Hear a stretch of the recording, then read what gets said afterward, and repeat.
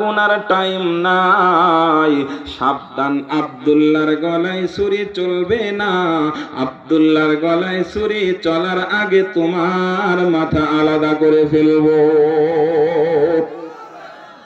এই দিনাজপুরের মুসলমান গো, আমার পর্দার আড়ালের আম্মা জানেরা, আব্দুল্লাহর গলায় ছুরি কেমনেই বা চলবে? রব্বানা ওয়াবআথ ফীহিম রাসূলাম মিনহুম ইয়াতলু আলাইহিম আয়াতিকা ওয়া ইউআল্লিমুহুমুল কিতাবা ওয়াল হিকমাতা ওয়া ইউযাক্কিহিম ইন্নাকা আনতাল আজিজুল হাকীম। আব্দুল্লাহর গলায় যদি ছুরি চলে, নবী ইব্রাহিম ইসমাঈলের বংশে তো নবী মুহাম্মদ আসতে হবে। খাজা আব্দুল মুত্তালিব বাবা নিরুপায় হয়ে গেল, মান্নত পুরা করতে পারলেন না। সুবহানাল্লাহ কয় না? পরের দিন ওয়ারাকা ইবনে নওফলের কাছে আবার গেছে, রে ওয়ারাকা, বুদ্ধি তো দিয়েছিলে ভালো, বাট আমি তো হাসিল করতে পারলাম না। আরে কারা যেন আসছে, সুন্দরী মাইয়ারা, নারীদের কারবার, নারীদের চক্রান্ত বড় কঠিন রে ওয়ারাকা। কারা এরা? কি জন্য আমার মাথা আলাদা করতে চায়? ওরা আমার আব্দুল্লাহর গলায় ছুরি চালাইতে দেয় না। ওরাকা ডাক দিয়ে কয়, স্যার তাহলে বুদ্ধি আর একটা আছে। সুবহানাল্লাহ কয়, কি বুদ্ধি? নাম লিখবেন, উটের নাম আর ছেলের নাম, যদি উটের নাম আসে তাহলে উট দিয়ে দিবেন। লটারি করা হলো, উটের নাম চলে আসছে। ইতিহাসের পাতায় স্বর্ণাক্ষরে লেখা, আমার নবী যেমন সুন্দর ছিল, যেমন জামিল ছিল, তেমন হাসান ছিল, সব গুণ তার মধ্যে ছিল, সব গুণ তার মধ্যে ছিল। তেমন ছিল ধনী, কেমন ছিল ধনী জানো? জানো, ওই দিন খাজা আব্দুল মুত্তালিব মুহাম্মদ নবীর দাদা সন্তানের পরিবর্তে প্রায় আল্লাহর রাস্তায় 100 উট কুরবানি করে দেয়। উট কুরবানি দিছেন জীবনে? কে কে হাত উঠান। একটা দিছেন? কেউ আছেন এই এলাকায়? দুইটা? তিনটা? ও মা গো, অর্ধেকটা দিছেন, কেউ আসেননি? নাই নাই নাই নাই। নবীজির আমার কেমন ধনী ছিল, সব দিক দেওয়াল স্কয়ার। খাজা আব্দুল মুত্তালিব দায়িত্ব পালন করে দেয়। খাজা আব্দুল মুত্তালিব ওয়ারাকার কাছে কয়, কি রে ওয়ারাকা, নারীদের চক্রান্ত বড় গভীর চক্রান্ত। ও পর্দার আড়ালের দিনাজপুরের মায়েরা, যুবক মায়েরা রে, প্রেম প্রীতি ভালোবাসার বয়ান শুরু হয়েছে। তবে এই প্রেম প্রীতি ভালোবাসা বর্তমান প্রেম প্রীতির ভালোবাসার মতো ছিল না। খাজা আব্দুল মুত্তালিবের সন্তান আব্দুল্লাহর জন্য মক্কার মেয়েরা অলিতে গলিতে পাগল ছিল। সুবহানাল্লাহ সুবহানাল্লাহ, জোরে বলো। আব্দুল্লাহর প্রেমে সবাই হাবুডুবু খায়। আব্দুল মুত্তালিব মনে মনে ভয় পায়, কখন জানি কোন দুর্ঘটনা হয়, কখন যেন কি হয়ে যায়, বুঝলাম নাই। মেয়েরা কারারে সন্দেহ জেগে গেল। খাজা আব্দুল মুত্তালিব সন্তান আব্দুল্লাহর নিয়ে মক্কা থেকে মদিনায় রওনা হয়। বন্ধু ওয়াহাব জোহরের বাড়িতে যাইয়া বন্ধুকে ডাক দেয়, এ বন্ধু, তোমার কন্যাটারে আমার ছেলের সাথে বিবাহ দিবানি, কারণ মক্কার মাইয়া গুলার বাউ চক্কর ভালা না। আমগো দেশেও দেখবেন কিছু মেয়েরা আছে, মা বাবার কাছ থেকে বোরকা টুরকা, হাত মোজা পা মোজা সুন্দর মতো মাশাআল্লাহ পরে কলেজ ব্যাগ টেনে কয়, মা ভার্সিটিতে গেলাম, পরে দেখা যায় সিটি গার্ডেনে গেছে। কথা কয় না? ও গেছে কলেজে, কলেজে যায় না, শিশু পার্কে যায়। মুরব্বি পার্ক তো নাই, শিশু পার্ক আছে আমগো দেশে। কবে জানি মুরব্বি পার্ক হয়ে যাবে ইনশাআল্লাহ। মুরব্বি পার্কের দরকার আছে। না না, মুরব্বিদের একটু ব্রেন টেন খোলার দরকার আছে। কি বলেন? শিশু পার্ক তো আছে, মুরব্বি পার্কের দরকার। যে এখানে ইসলামিক কিছু জিনিসপত্র দিয়ে যদি একটা মুরব্বি পার্ক করা যায় ভালোই হয়। কি করেন ইনশাআল্লাহ? আরে আল্লাহর বান্দারা, খাজা আব্দুল মুত্তালিব কয়, এ বন্ধু ওয়াহাব জোহরি, মক্কা থেকে মদিনায় আইছি, শুনছো? ওরা বুঝে আমার আব্দুল্লাহর না খালি প্রেম প্রীতির খোঁচাখুচি মনে হয় শুরু হয়ে গেছে গা। আমি আর এটারে রাখতে চাই না, তাড়াতাড়ি বিয়ে করে বিবাহিত বানাইতে চাই। ও বন্ধু, তোমার মাইয়া আমেনারে বিবাহ দিবানি। এ পর্দার আড়ালের আমার আম্মা জানেরা, ওয়াহাব জোহরি ডাক দিয়ে বলেন, বন্ধু, এটা কোনো কথা বললাম? খানা মক্কার মুতাওয়াল্লি আব্দুল মুত্তালিবের সন্তান আব্দুল্লাহর বউ হবে আমার আমেনা। আমি বাবার কোনো আপত্তি নাই। বিবাহ শাদী হয়ে গেল। এই বিবাহ শাদীর এই জায়গায় 2 ঘন্টার ওয়াজ আছে, আমি সেই ওয়াজ করতেছি না। বিবাহ শাদীর সব সম্পন্ন করে খাজা আব্দুল মুত্তালিব সন্তান পুত্র বধূকে নিয়ে মক্কা থেকে মদিনায় চলে আসছে। 1500 বছর আগের ইতিহাস তোমাদেরকে শোনাইতেছি। খাজা আব্দুল মুত্তালিব যখন বাড়িতে আসছে, মক্কা থেকে মদিনায় যাওয়া, বিবাহ শাদীর অনুষ্ঠান, আবার মদিনা থেকে মক্কায় আসা, এর মাঝে সময় গেছে 15 দিন। জোরে বলেন কত দিন? সবাই বলেন কত? তাহলে জবাবটা আমি চাই আপনাদের কাছে। বলেন তো, এই মায়েরা খেয়াল করো, তাকাও ভালো করে, সবাই বলো, এই মূল ওয়াজিটাই আছে। তাহলে 15 দিন সময় গেল, আসা যাওয়া অনুষ্ঠান সব মিলিয়ে 15 দিন পরে যখন মক্কায় আসছিল, তাহলে 15 দিন যেহেতু ছিল না, মক্কার মানুষগুলা আব্দুল্লাহরে আব্দুল মুত্তালিবরে কয়দিন দেখে নাই? সবাই বলেন, আর ওয়াজ বুঝতে সহজ হবে। কয়দিন দেখে নাই? 15 দিন দেখে নাই। আব্দুল্লাহ 15 দিন পর বাড়িতে আসার পর মক্কার অলিতে গলিতে বের হয়ে যায়। হাঁটতেছেন, হঠাৎ করে একজন কন্যা আব্দুল্লাহর সামনে এইভাবে ব্যারিকেড দিয়ে দাঁড়িয়ে যায়, সেনাবাহিনীর মতো দাঁড়ায় গেছে। আব্দুল্লাহ, দাঁড়া, যাইতে দিব না, সত্যি করে বল, বিবাহ করছিস নি? সুবহানাল্লাহ। অথচ এই মেয়ে জানেই না কই গেছে না গেছে, কি করছে না করছে, কিছুই জানে না। আরে ভালোবাসা কারে কয়? এ যুবক ভাইরা, তোমাদের এখন বর্তমানে ডিজিটাল ভালোবাসা নয়। যেই কন্যাটা দাঁড়িয়ে গেছেন, ব্রেকেট দিয়েছেন সেনাবাহিনীর মতো, আব্দুল্লাহ সত্যি কথা ক, বিবাহ করছিস নাকি? ওই মেয়েটার পরিচয় কি ছিল জানলে আরো অবাক হয়ে যাইবা। এই মেয়েটা সাধারণ কোনো মানুষ নয়, এই মেয়েটা সাধারণ কোনো কন্যা ছিল না। এই মেয়েটা ছিল তাওরাতের বড় পণ্ডিত ওরাকা ইবনে নাওফেলের কন্যা, যার নাম ছিল মারিয়াম। জবান খুলে কও না সুবহানাল্লাহ। মারিয়াম আব্দুল্লাহর সামনে দাঁড়ায়া বলে, আব্দুল্লাহ বল, বিবাহ করছনি? বলো বলো। আব্দুল্লাহ ডাক দিয়া বলে, কিরে মারিয়াম, বুঝলাম না কিছু, তুমি আমারে খুব ভালোবাসো, এটা বুঝি ভালোবাসার প্রমাণ? হ্যাঁ আব্দুল্লাহ, আমি তোরে বড় ভালোবাসি, আমি তোরে বড় ভালোবাসি। এ আব্দুল্লাহ, আসল খবর তো জানিস না। যেই দিন তোর বাবা তোর হাতে পায়ে ছুরি চালানোর জন্য রশি লাগিয়ে দেয়, ওই দিন যেই সুন্দরী কন্যারা তোর বাবার সামনে তরবারি নিয়ে যুদ্ধের ডাক দিয়েছিল, ঘোষণা দিয়েছিল, ওই নারীগুলো কারা ছিল জানো? জানো না? তো জানি না। আব্দুল্লাহ রে, ওই দিন ওই মেয়েদেরকে আমি মারিয়াম ভাড়া করে আমার ভালোবাসার মানুষটারে আমার বুকে পাইতে চাইছিলাম। আল্লাহু আকবার, আল্লাহু আকবার। ও পর্দার আড়ালের মা, মা কারে বলে, মা কারে কয়? মারিয়াম ডাক দিয়ে বলে, এ আব্দুল্লাহ, এবার বুঝছিস নি তোরে আমি কত ভালোবাসি? আব্দুল্লাহ ডাক দিয়ে কয়, হ্যাঁ বুঝছি। ভালোবাসো না ছাতা ভালোবাসো তুমি আমারে? কয় কেন? ভালোবাসলে, ভালোবাসার মানুষ যদি 1 মাস 2 মাস পরে দেখা হয়, আসসালামু আলাইকুম, কেমন আছেন, শরীর কেমন আছে, সকালে নাস্তা করছেন কিনা, তারপরে শরীর চিকন হলো না মোটা হলো, বাসার সবাই কেমন আছে, হাওয়ারিউ টাওয়ারিউ, লেখাপড়া কেমন চলতেছে, শরীর স্বাস্থ্য কেমন আছে রে, তোর গোষ্ঠীর লোকজন সবাই কেমন আছে, দিনাজপুরের কি খবর, কাহারুলের কি খবর, কি বলেন? বিভিন্ন কথা হবে কি হবে না? জোরে বলেন।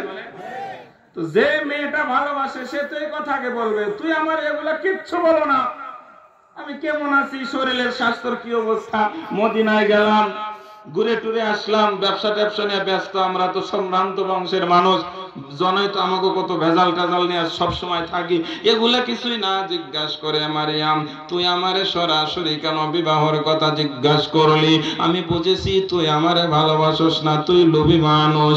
মারিয়াম কান্না সামলাইতে পারেন না রে কাহারুল দিনাজপুরের আম্মা জানেরা, শোনো শোনো, মারিয়াম নিজের আর সামলাইতে পারে না, মারিয়াম নিজের মধ্যে আর ভালোবাসাটা লুকিয়ে রাখতে পারলেন না। মারিয়াম কান্না মাখা আব্দুল্লাহর ডাক দিয়ে বলে, আব্দুল্লাহ তুই মনে করছিস আমি তো সুন্দর জোতার পাগল ছিলাম? এ আব্দুল্লাহ তুমি মনে করছো আমি তোমাদের ধন সম্পদের পাগল ছিলাম? আব্দুল্লাহ রে তুমি মনে করছো আমি তোমার বাবা খানা কাবার মুতাওয়াল্লি বড় লোক বাড়ির পুত্রবধূ হওয়ার আশা আমার মধ্যে ছিল, আমি বুঝি তোদের সম্পত্তির লোভে তোরে ভালোবাসতাম। এ আব্দুল্লাহ শোন, আমি মারিয়াম তোর সৌন্দর্যতার পাগল ছিলাম না। আব্দুল্লাহ রে শোন, 15 দিন আগেও মদিনায় যাওয়ার আগে তুই যখন মক্কার অলিতে গলিতে হাঁটতি রে আব্দুল্লাহ, আমার কলিজা ফাইটে যাইতেছে। আমি কিসের পাগল ছিলাম জানো? ও আব্দুল্লাহ শোনো, 15 দিন আগেও তোর কপালের মধ্যে না আমি মারিয়াম নূরে মুহাম্মাদের ছাপ দেখতাম।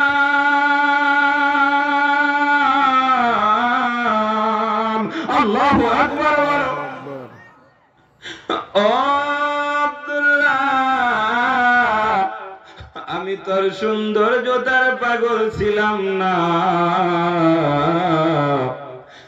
আমি না ওই নূরে মুহাম্মাদের বড় পাগল ছিলাম।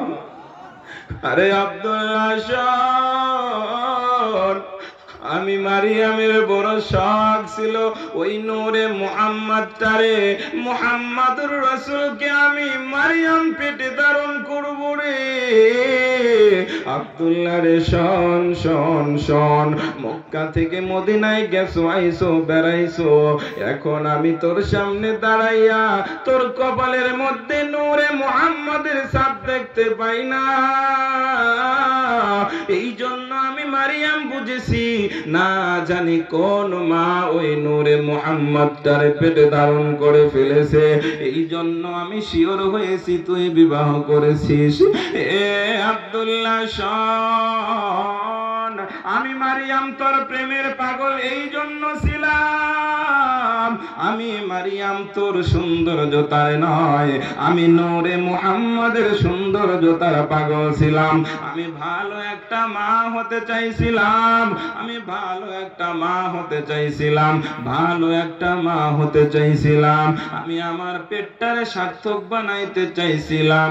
তবে আব্দুল্লাহ শোন, এই যে দেখ আমি আমার ভালোবাসাটারে হৃদয়ের মধ্যে চিরতরে দাফন মেরে দিলাম, আমি আমার ভালোবাসার হাতটারে আমি গুছিয়ে ফেললাম। আব্দুল্লাহ রে যা, তোর রাস্তা ছেড়ে দিলাম, আমি মারিয়া আমার তোর সামনে কোনদিন ভালোবাসার দাবি নিয়ে আসবো না। রব্বানা وَابْعَثْ فِيهِمْ رَسُولًا مِّنْهُمْ يَتْلُو عَلَيْهِمْ آيَاتِكَ وَيُعَلِّمُهُمُ الْكِتَابَ وَالْحِكْمَةَ وَيُزَكِّيهِمْ إِنَّكَ أَنْتَ الْعَزِيزُ الْحَكِيمُ।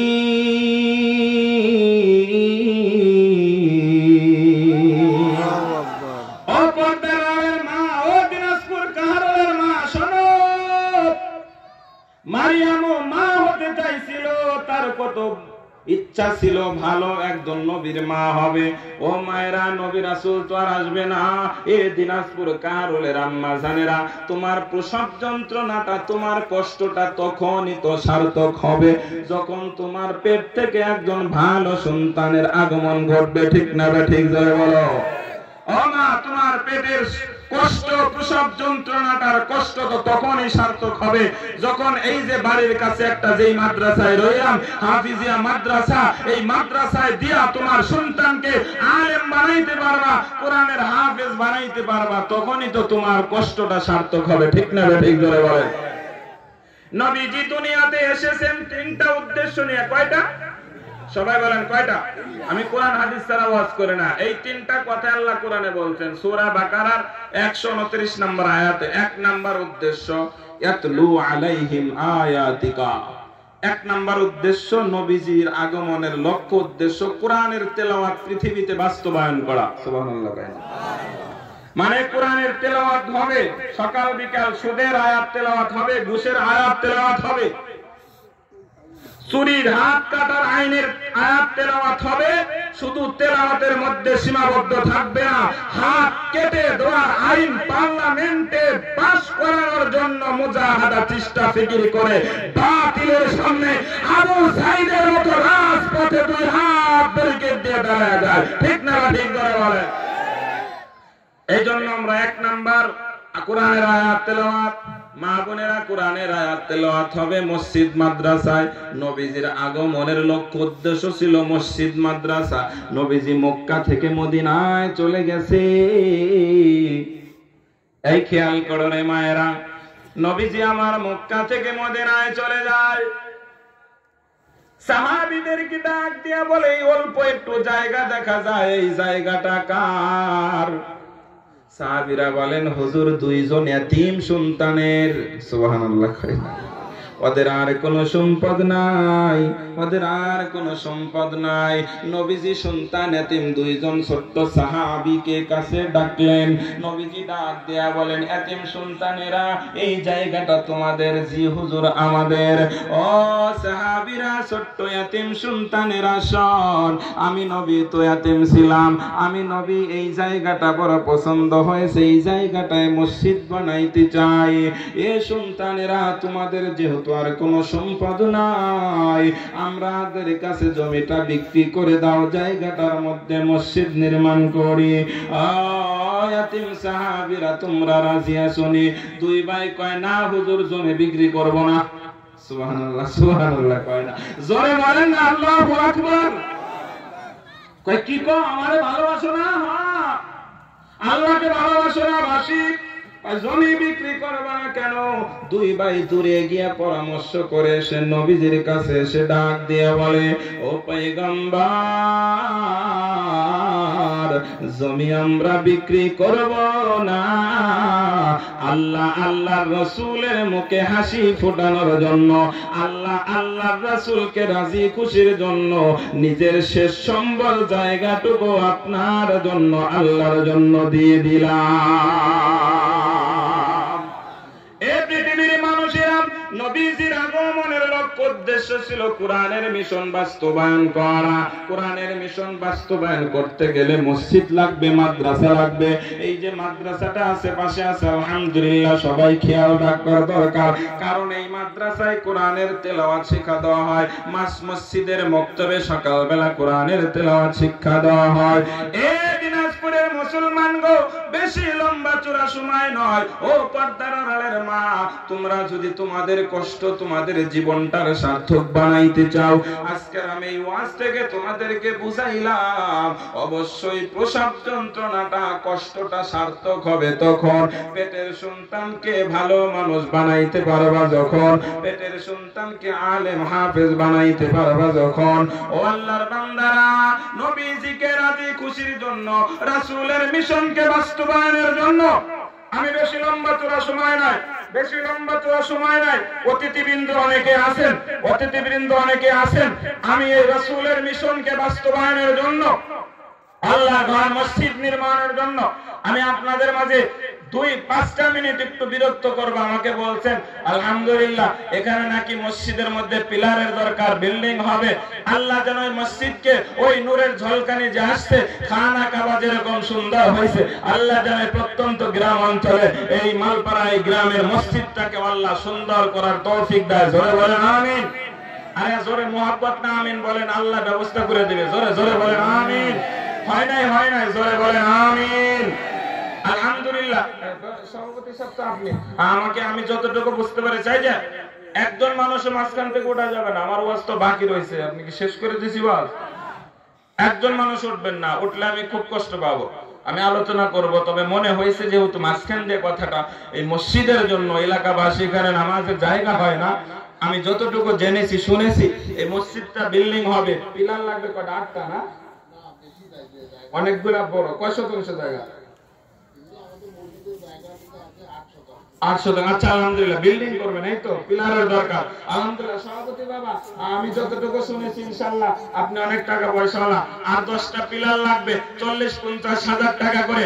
আমার সভাপতি মহোদয়ের কাছে 2টা পিলারের দাবি। আমি কোন সভাপতি সাহেব আপনারা কবেন 2টা পিলার চাই। সভাপতি সাহেব মাশাআল্লাহ। আচ্ছা আসেন খাতা কলম রাখেন। সভাপতি সেক্রেটারি সাহেব বলেন, যুবকেরা খাতা কলম নিয়ে বসে, এদিকে আসো। সভাপতি সাহেব মুরব্বী মানুষ, ওনার হাতে কাগজ কলম তো মানে না। মাশাআল্লাহ। যে তাকান সবাই, একজন মানুষ উঠে যাবেন না, কষ্ট পাবো। মসজিদের জন্য, মসজিদের স্বার্থে 10টা মিনিট একটু বসি ভাই। সভাপতি মুরব্বী আল্লাহর ঘর মসজিদের জন্য 50,000 টাকা বলেন মারহাবা।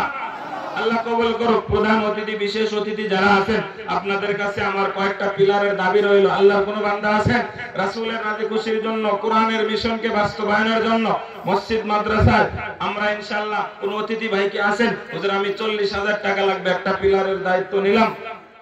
আল্লাহর কোন বান্দা নাই? প্রধান অতিথি, বিশেষ অতিথিদের কাছে আবদার রইল, আল্লাহ তুমি একজন মানুষের মন নরম করে দাও। দেখি মা বাবার জন্য নাই, আমার ওয়াজ বাকি আছে। মা বোনেরা খেয়াল করেন, দার্শনিক ডাক দিয়া বলে মা 4 জনের নাম কেটে দাও। দান আসেন দেখি। নাই, আর একজন মানুষ নাই। আচ্ছা আমরা যারা নিচে বসে আছি, পুরুষ যারা আছি, মহিলা যারা আছি, আমরা পুরুষ যারা এখানে আছি 1500 টাকা করে দিয়ে 40,000 টাকা মিল করব। আমরা পুরুষরা প্যান্ডেল থেকে খুচরা ভাবে একটা পিলার তৈরি করব। মা বোনদের কাছে কাগজ কলম পাঠান। মা বোনেরাও তোমরা 10, 1000, 2000, 500, 200 করে নাম লেখা, তোমরা 50,000 টাকা মিল করবা। তোমরা একটা পিলারের ব্যবস্থা করবা। আর প্রধান অতিথি ভাই কি গেছে? কানা আছে কি? চেয়ারম্যান সাহেব কিছু দিয়ে গেছে? হ্যাঁ কিছু দিছে। কোন চালু লেখাইছে? দেয় নাই তো এখনো না। লেখাইছে, দিবে তো, আশা আছে তো। এদিকে বয় করেন কা। ওয়ালাইকুম আসসালাম। আসেন ভাই, কি বলেন ভাই? মাশাআল্লাহ। একজন উঠবেন না আপনার? জি ভাই, আপনারা যদি একটু বসে থাকেন, আল্লাহর ঘরের পিলার গুলো হয়ে যায়। একটু ধৈর্য ধরেন বাবা, একজন উঠবেন না। উঠলে আমি খুব কষ্ট পাবো। কোরআনের মাজলিস থেকে উঠে যাবেন না। আপনার দ্বারা যদি মাজলিসটা এলোমেলো হয়ে যায়, সব গুনাহ আপনার উপরে হবে। এই জন্য উঠবো না আমরা কেউ। কি নাম ভাই? একটু সামনের দিকে আসেন, সামনের দিকে আও। আনোয়ার হোসেন ভাই। বাড়ি কোথায়? এলাকায় তো বাড়ি না? ও এলাকায় বাড়ি, দোয়ানা করে বাড়ি, মসজিদের কমিটি, মুখে বড় বড় দাড়ি। আল্লাহ জান্নাতে দিবে তোমারে বাড়ি আর গাড়ি। নবীজি বলছেন যারা মসজিদ বানায় তাদের জন্য আল্লাহ জান্নাতে বাড়ি বানায়। সুবহানাল্লাহ বলেন। লিল্লাহি তাকবীর। কি নাম ভাই? আনোয়ার ভাই পিলারের জন্য 20,000 টাকা বলেন মারহাবা। আল্লাহ কবুল করুন। জি ভাই বসেন, এখানে বসেন। মাশাআল্লাহ। তরিকুল ড্রাইভার ভাই পিলারের জন্য 10,000 টাকা বলেন মারহাবা। আল্লাহ তুমি লেখেন ভাই, নাম লেখেন। মাশাআল্লাহ। আসেন। আমি কোন প্রধান অতিথি আমি 6,000 টাকা মানি না। ঢাকা থেকে হুজুর আইছে, আমি মানি না। চেয়ারম্যান ভাই সে যে কোনো ভাবে হোক তার পিলার একটা চাই। আমি কোন প্রধান অতিথি ভাই, আনোয়ার ভাই আপনারা কবেন পিলার চাই। রজব আলী সাহেব পিলারের জন্য 5,000 টাকা আল্লাহ কবুল করো। হ্যাঁ, প্রধান অতিথি আনোয়ার ভাই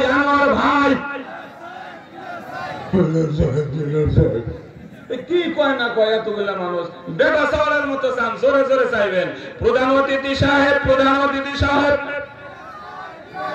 কয়টা চান, কয়টা চান?